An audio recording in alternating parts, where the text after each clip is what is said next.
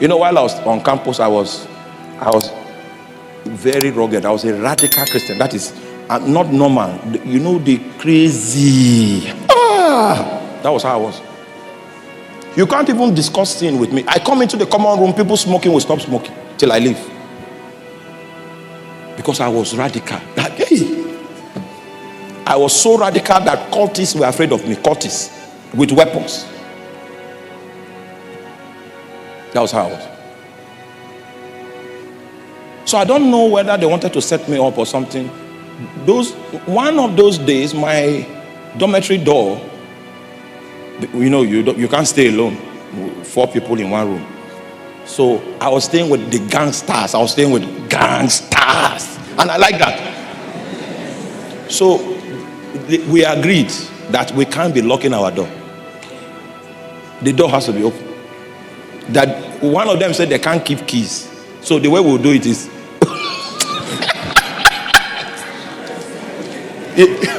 leave the door.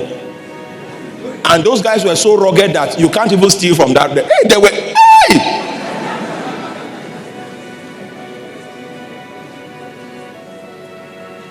And I was also a radical. Do you know that as rugged as those guys were, we used to pray in that room? We'll pray first in the morning and call on the name of Jesus. That's the only way there will be peace. Now we have to agree. They can go out and be gangsters, but in the morning, Jesus, say Jesus, say Jesus.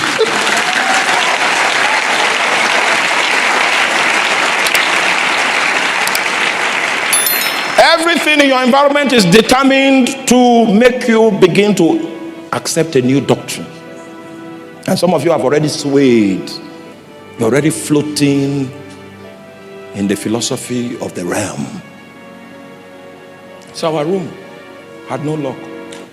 You just come in and you go out. So you can come in, find someone with ladies.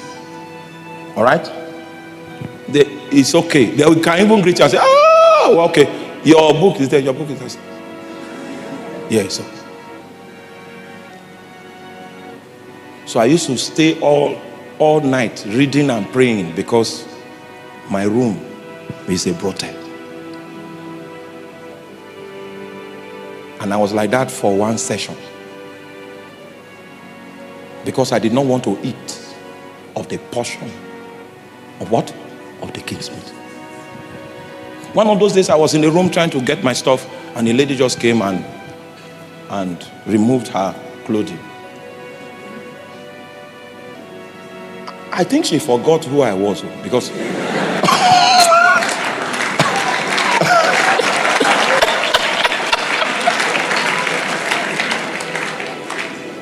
she came with a doctrine, a strong doctrine.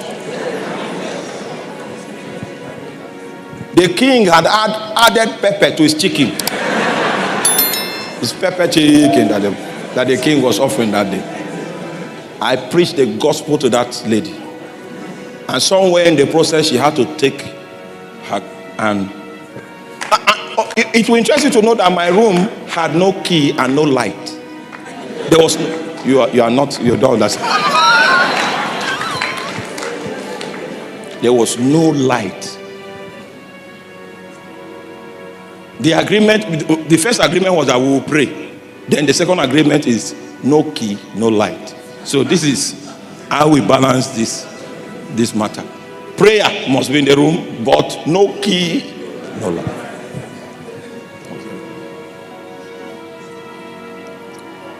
Came back from the lectures one day with my lab coat to do some reports and all of that. And then the cult people had fought. And they had poisoned my roommate to die. And the cult guys, the rugged guys, were there as I was coming. He was asking for me, just asking for me. So when I came, I wanted to pray for him. The Lord said I should ask him, who is his mother? His mother is a minister of the gospel. But he is the head of the cult on campus. That was the day I had the opportunity to present the gospel to him. Because he was afraid of death, he accepted.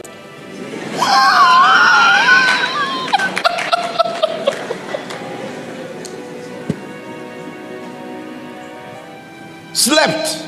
He woke up and vomited the poison and rose up and told me, I said, Pastor, that prayer has saved me, but me, I am in darkness. He put his thing up.